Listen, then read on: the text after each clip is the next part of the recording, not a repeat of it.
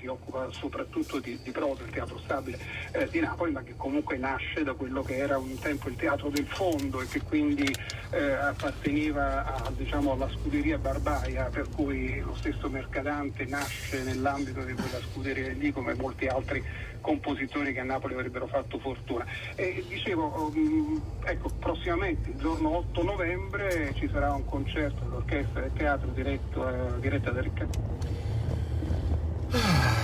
Salutiamo la guardia e andiamo a casa. Dunque, oggi, come forse saprete, è stata una giornata lunga, ma domani sarà più lunga naturalmente. In questa settimana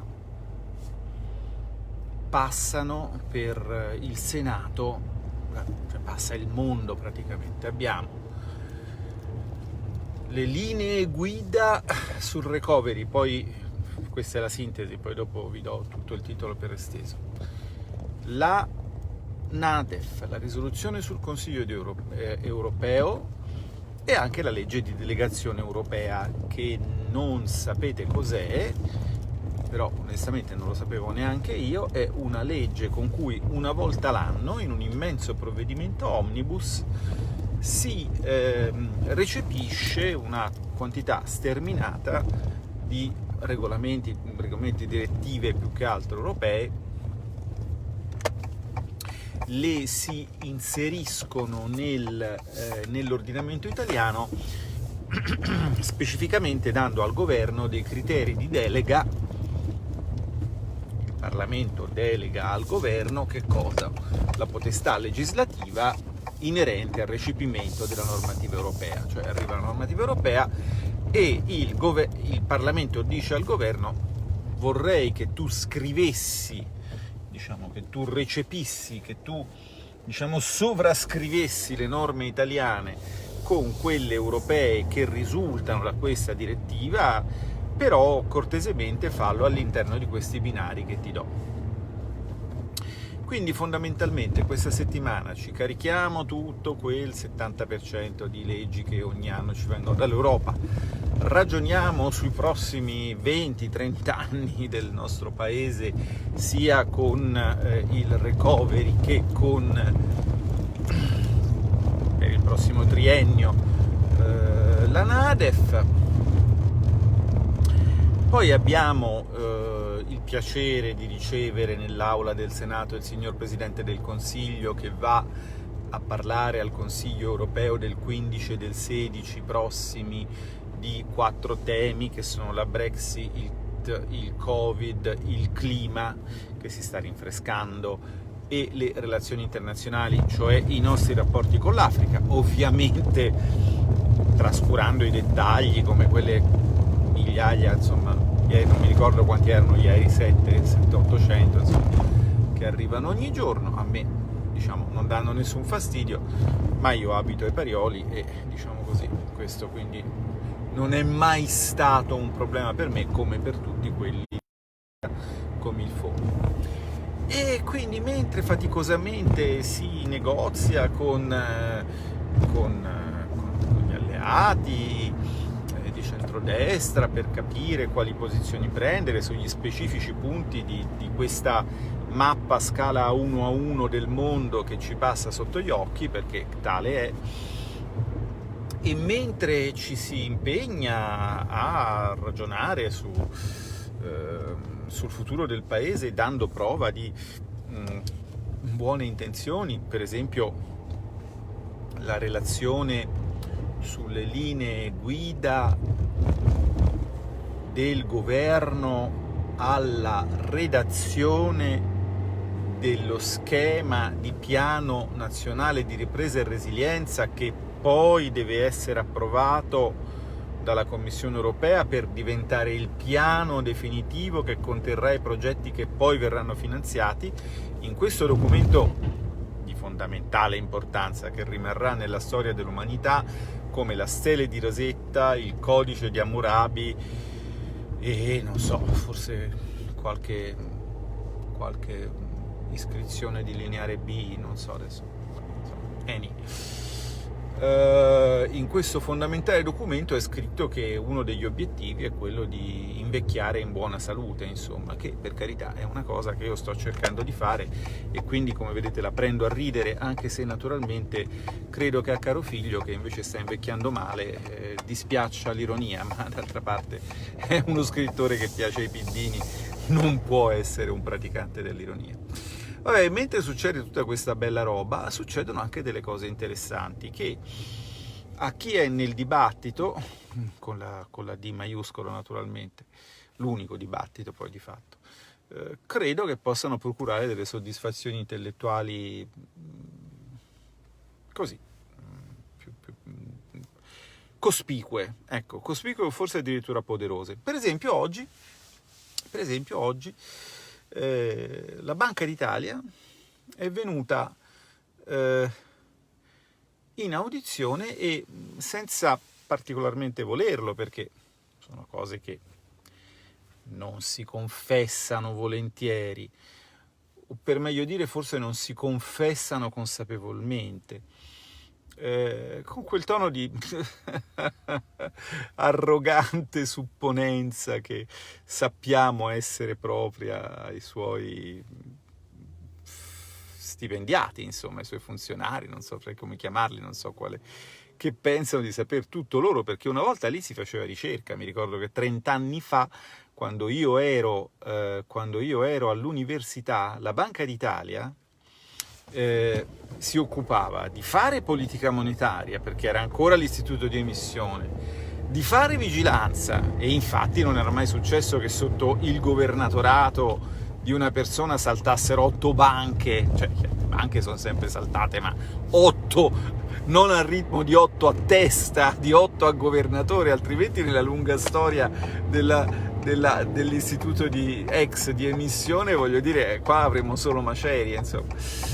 E si occupava anche di fare ricerche e ci riusciva anche, nel senso che riusciva a fare abbastanza credibilmente, con un lag, un ritardo temporale che all'epoca avevo stimato in 6-7 anni, le ricerche che 6-7 anni prima venivano pubblicate in America sull'economia americana, credibilmente 5-6-7 anni dopo la Banca d'Italia riusciva a pubblicarle in Italia sull'economia italiana. E quindi chiaramente per un giovane studente era un riferimento sotto diversi punti di vista, oltre a essere ovviamente un riferimento per il paese in quanto faceva qualcosa. Il problema è che per uno strano motivo, da quando ha smesso di fare l'istituto di emissione, quindi di fare seriamente politica monetaria, cioè di non essere un mero agente di una mente pensante situata altrove, avendo un sacco di tempo a disposizione, uno si sarebbe pensato che la Banca d'Italia facesse meglio la ricerca e meglio la vigilanza. Sulla vigilanza lascio giudicare a voi. Sulla ricerca io, quello ormai era un amore di gioventù, non me ne intendo più tanto, può essere che faccia dell'ottima ricerca, ma diciamo che forse fa una cosa su 3 che faceva prima. Con cosa ha sostituito le altre 2? Ce l'ha detto oggi in audizione: con la politica, perché sono venuti a dirci che fanno politica, ma con una grande semplicità, senza rendersene conto. Allora io ho posto semplicemente 2 domande che l'attuale presidente della mia commissione, il senatore Luciano D'Alfonso, gloria della terra d'Abruzzo, avrebbe definito angeliche in quanto non maliziose e filiformi in quanto concise.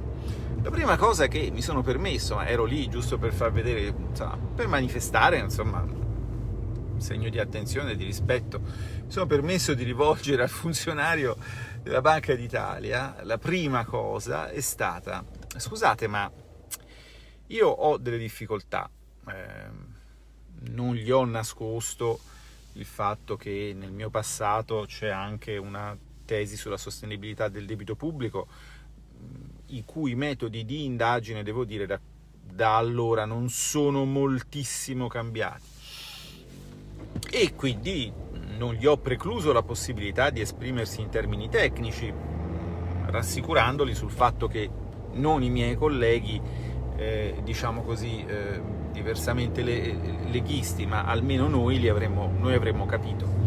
La domanda era: mi spiegate come mai secondo voi il debito pubblico italiano non era sostenibile al 135% quando governavamo noi, ma secondo voi è sostenibile al 156% quando governa la sinistra? Perché questa storia sinceramente non è la prima volta che succede, perché credo che tutti vi ricordiate, avendo noi commentato questo fatto nel dibattito, con la D maiuscola, cioè nel mio blog, che gli stessi piddini che erano venuti a dirci fate presto perché il debito per colpa di Berlusconi, che ha delle abitudini particolari, è arrivato al 110%, è insostenibile, erano quelli stessi che per bocca del professor onorevole professor Piercarlo Padoan ci hanno poi detto, quando avevano portato il debito al 130%, che il debito al 130 era sostenibile. Quindi c'è Berlusconi, debito al 110, non sostenibile. Arriva a 130, c'è Renzi, sostenibile. Arriva Salvini, debito al 130, Salvini nel senso Conte, vabbè, però insomma c'era una maggioranza con dentro Salvini, stesso debito al 130, non sostenibile. Riarriva Conte in un'altra forma, con questa volta sostenuto dal PD, debito al 156, sostenibile. Allora ho detto, scusate, ma che criteri utilizzate? Utilizzate un certo tipo di test statistici, utilizzate dei modelli, perché altrimenti capite bene che qui, come nella canzone di Gaber, sulla destra e la sinistra, il debito è sostenibile quando è di sinistra, non è sostenibile quando è di destra. Questa cosa potrebbe far sorgere dei sospetti. Parla uno che fondamentalmente non ha detto niente, cioè io, per carità, massimo rispetto, io questo non so, poi se uno che ha più o meno l'età mia, magari siamo pure stati compagni di università, non so dove abbia studiato, che abbia fatto, quante pubblicazioni abbia, se ne abbia, perché sia lì, non me ne frega niente. Andatevi a vedere, l'ho messa credo su Telegram, comunque sta sul canale YouTube, sta su Twitter, la sua risposta. Una risposta che, ahimè, conteneva una menzogna.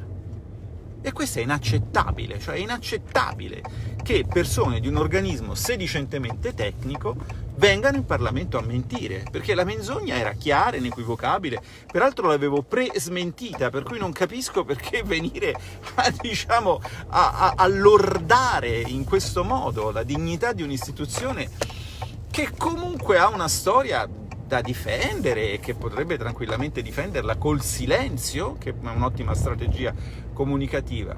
Ah, ma noi non abbiamo mai detto che il debito fosse insostenibile.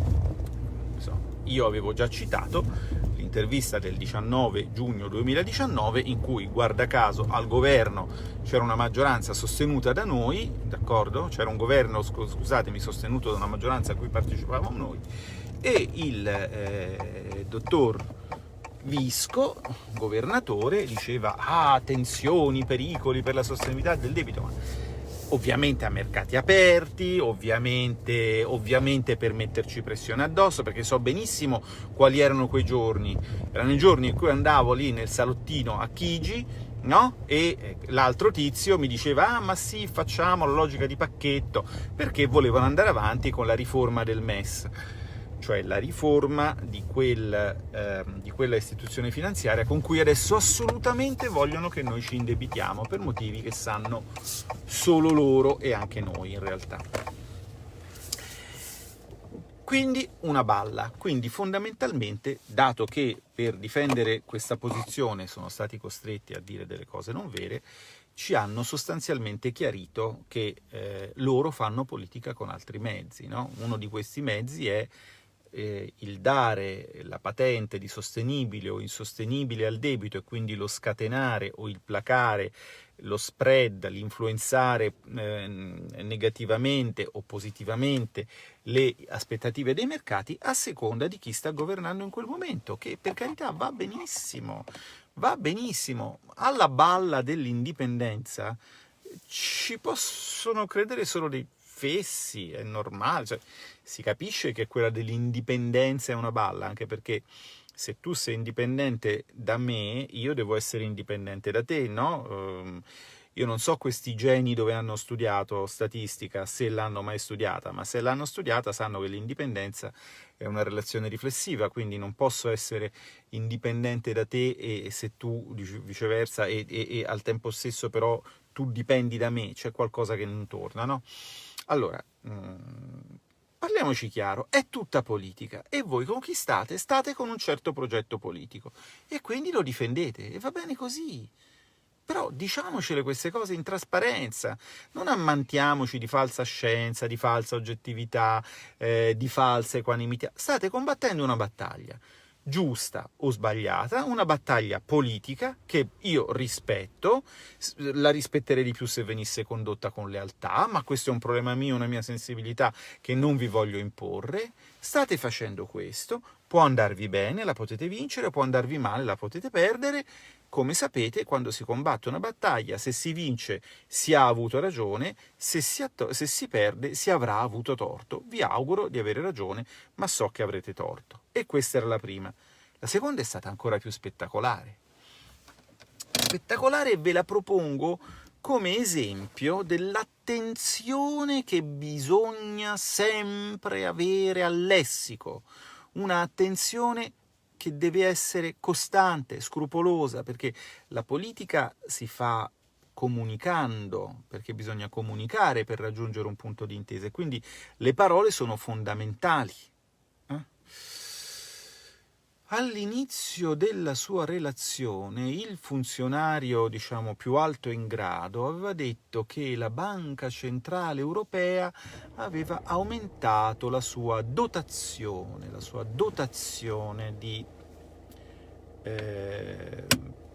per il programma di acquisto di titoli. Ora, una dotazione, d'accordo? In italiano è una quantità di risorse che viene dedicata ad uno scopo. Un po' la radice etimologica è la stessa della dote, se ci fate caso, no? Anche la dote ha questa caratteristica, quella di essere una quantità di risorse destinata ad uno scopo. Quindi l'idea era, lessicalmente, si fa fatica un po' a capire, nelle parole del nostro simpatico audito, che la Banca Centrale Europea, se poteva suonare alle orecchie di chi non sappia l'economia, e voglio aprire e chiudere una parentesi per ricordarvi sempre che non solo voi, ma anche i vostri rappresentanti hanno il pieno, totale e assoluto diritto di essere ignoranti, di non sapere l'economia. Cioè il sogno della Repubblica dei filosofi, no? Del Parlamento di soli competenti, o degli elettori che devono avere il patentino per votare, di chi è? Ma di quei fascisti dei piddini, cioè di quelli lì, di quelli che adesso per bocca del ministro Speranza vogliono nominare i capi caseggiato per venire dentro casa vostra a decidere. Ora c'è un po' di luce, ma poi scomparirà e vedrete il buio, così vi rilassate anche voi. Rilassatevi, è buio e io vi per decidere se siete troppi a una cena di famiglia, no? Ecco. Allora, molti miei colleghi che sanno fare altre cose, per esempio amministrare un comune o magari, non so, difendere una causa civile o penale in un tribunale, o magari, che ne so, vendere automobili, qualsiasi cosa, hanno il più pieno e assoluto e totale diritto di non sapere una mazza di economia. E naturalmente però quando tu vieni a parlare da esperto non devi utilizzare un linguaggio che li induca in ulteriore errore. Allora la mia domanda, la seconda domanda ingenua, angelica, filiforme, è stata: ma mi scusi tanto, ma questi 500 miliardi alla BCE, ma chi glieli ha dati? Dove li ha trovati? Perché sa, nel dibattito c'è anche chi dice che questi miliardi vengano dalle tasse dei cittadini, siano prelevati da qualche parte. E poi, insomma, allora, parliamoci chiaro, il tizio non sapeva chi aveva di fronte, io sapevo chi avevo di fronte, quindi ero in vantaggio. Però consentitemi un po' di slealtà, le battaglie si vincono anche così. Cioè lui non aveva assolutamente la benché minima idea di che mondezza circoli in televisione, di che cosa gli economisti da dibattito o volevano non averla, non lo so. Cioè noi abbiamo avuto gente, ma a quanta gente avete sentito dire che ma no, ma le banche centrali non possono creare moneta se non c'è, se non hanno l'oro, se non ci sono le tasse dei cittadini, perché se no sarebbe troppo facile. E lui ha detto è così.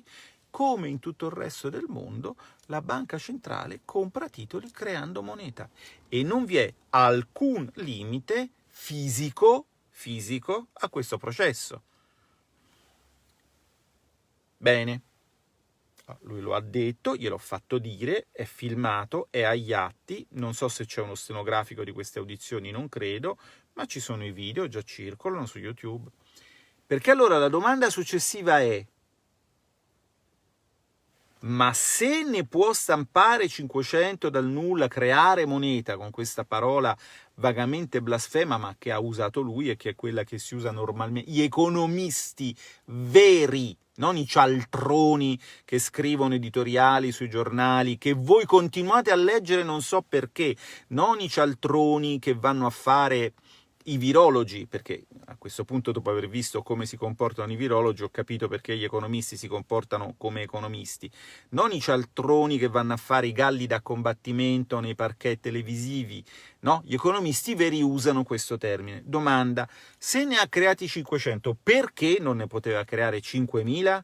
E perché non la piantiamo di miliardi di euro? Perché il costo è esattamente lo stesso, dal momento che capite bene che non si tratta di transazioni in contanti, no?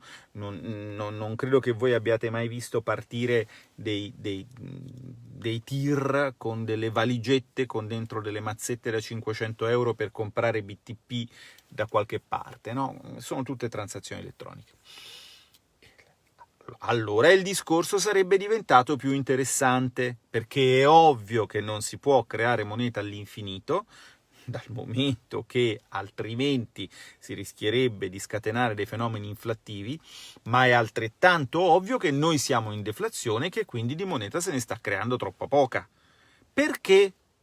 Perché il perché chi è stato nel dibattito lo sa, perché le politiche di austerità non sono una politica sulla quantità del reddito, tagliamo i redditi quindi ce ne sono di meno, sono una politica sulla distribuzione del reddito.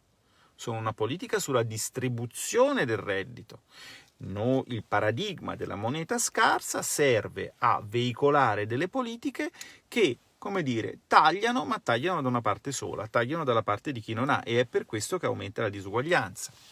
Il motivo è molto semplice: per tenere l'inflazione bassa bisogna far aumentare la disoccupazione affinché i salari non crescano, e la disoccupazione ovviamente aumenta se tagli gli investimenti, se fai tutte quelle cose che il Piano Nazionale di Ripresa e Resilienza fa non dicendo di farle, quindi tagli della spesa, tagli delle pensioni, aumento dell'imposizione fiscale sugli immobili, no? Ecco, in quel modo, con queste politiche, con l'austerità, cresce la disoccupazione, calano i salari perché le pretese dei lavoratori sono domate dalla presenza di un esercito industriale di riserva, eventualmente guarnito con anche ulteriori risorse, come sapete, come le chiamava quella signora lì.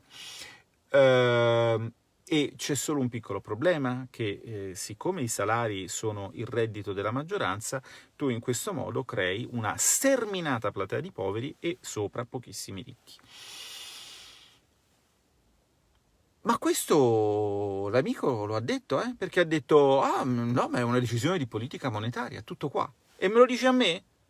E me lo dici a me? A me lo dici? Ma io sono un economista, adesso stasera mi vado a vedere tu chi sei, cosa hai scritto, se hai scritto qualcosa, quanto sei bravo, quanto non sei bravo. Ma non me lo devi dire a me con questa supponenza. Voi dovreste intervenire, se foste veramente indipendenti e guardiani, diciamo, voi dovreste intervenire con chi nel dibattito dice scemenze. E anzi, grazie per aver detto involontariamente una cosa corretta una volta in audizione in una Camera di questa Repubblica parlamentare. Grazie, troppa grazia.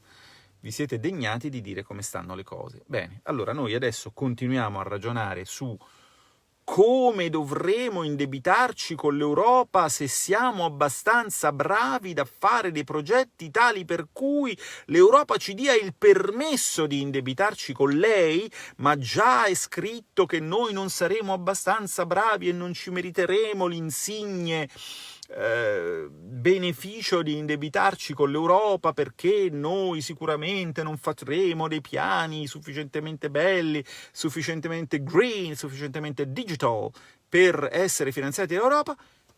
Noi andremo a parlare di questo e nel frattempo sappiamo, perché abbiamo esempi in altri paesi e perché ci è stato detto che ovunque è così e potrebbe quindi essere così anche da noi, che in una fase come questa basterebbe semplicemente monetizzare l'investimento pubblico, cioè finanziare un livello di investimenti pubblici decenti direttamente con emissione monetaria, perché, come dice il grande in Frankenstein Junior, si può fare. E da oggi lo dice anche la Banca d'Italia. Prima lo hanno detto tutti gli economisti, più una serie sterminata di banchieri centrali in giro per il mondo, ma da oggi anche un funzionario, una persona degna, preparata, del nostro ex istituto di emissione.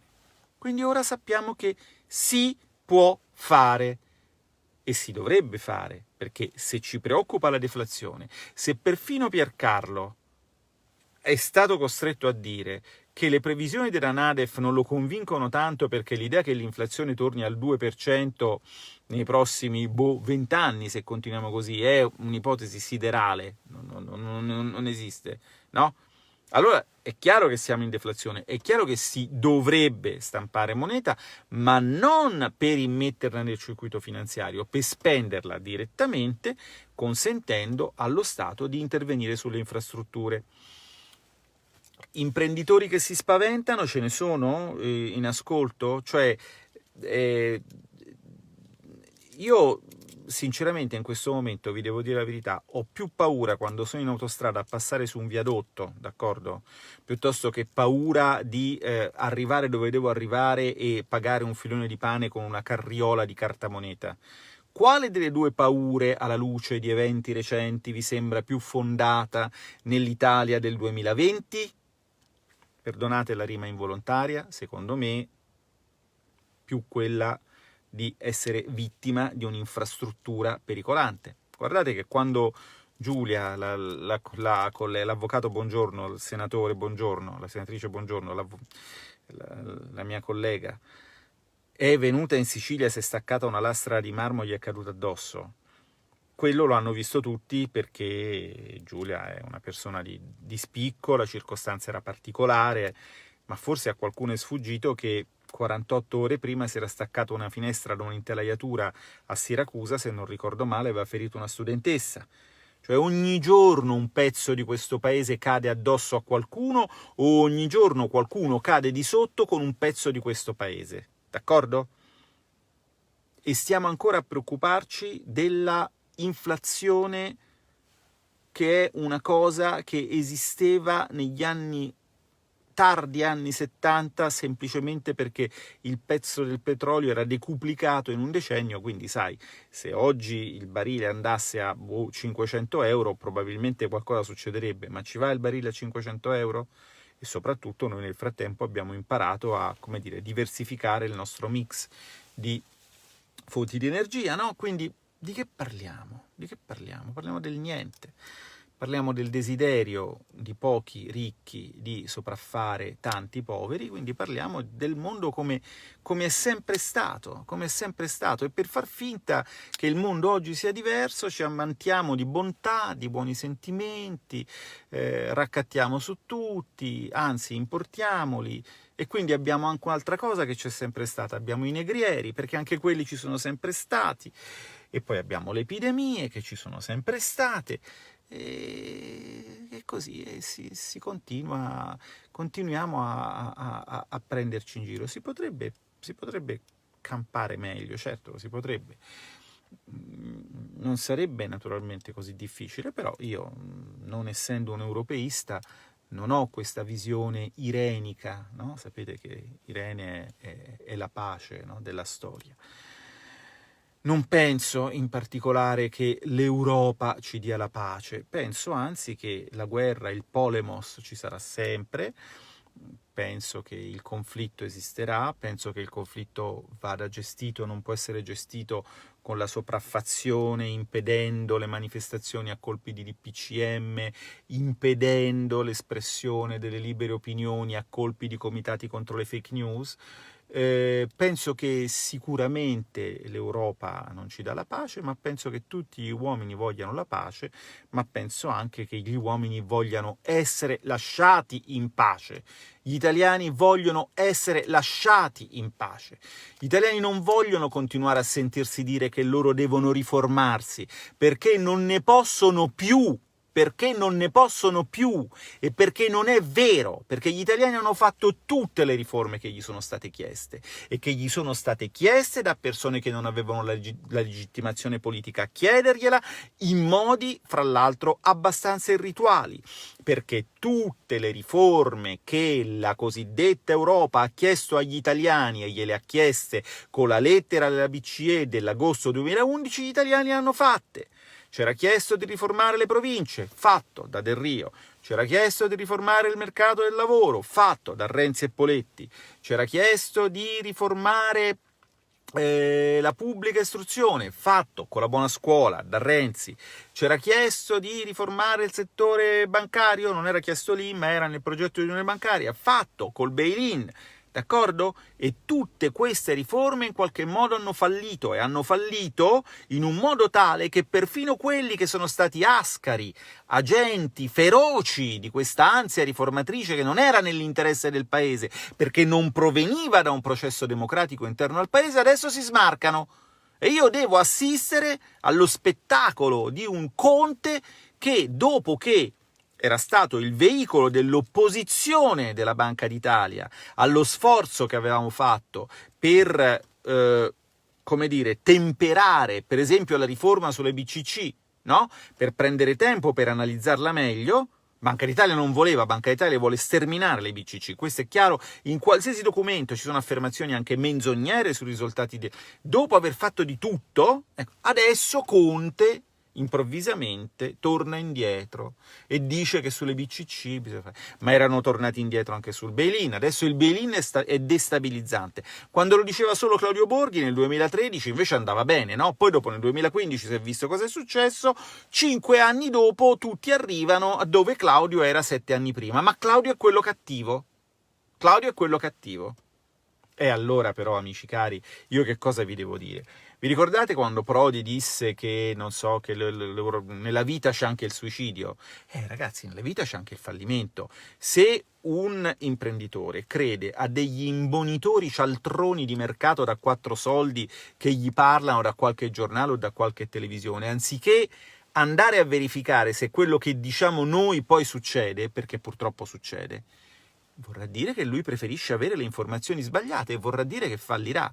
Noi siamo per sostenere comunque tutta l'economia, stiamo dalla parte degli imprenditori, vorremmo fare una riforma fiscale, avevamo anche cominciato, abbiamo fatto un inizio di flat tax per cui la gente ci incontra e ancora ci ringrazia, come del resto ci ringrazia per quota 100, abbiamo dimostrato di poter fare.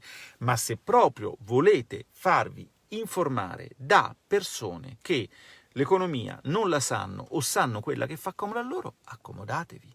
Cioè, voglio dire, fa parte della libertà anche questo. Io non voglio imporre le mie opinioni, penso anzi quasi di non averne, non me ne frega niente di avere delle opinioni, non è questo il punto è un altro, io vi sto riferendo dei fatti e questi fatti sono che, punto primo, la Banca d'Italia non ha una metodologia oggettiva di valutazione di sostenibilità del debito. C'è stato detto, ma facciamo delle previsioni a lungo termine. Sì, d'accordo, ma ragazzi, nel lungo periodo saremo tutti morti, o sarete tutti morti, no? Quindi di che stiamo parlando? Me lo venite a dire a me, previsioni a lungo termine, che le faccio da 30 anni a questa parte?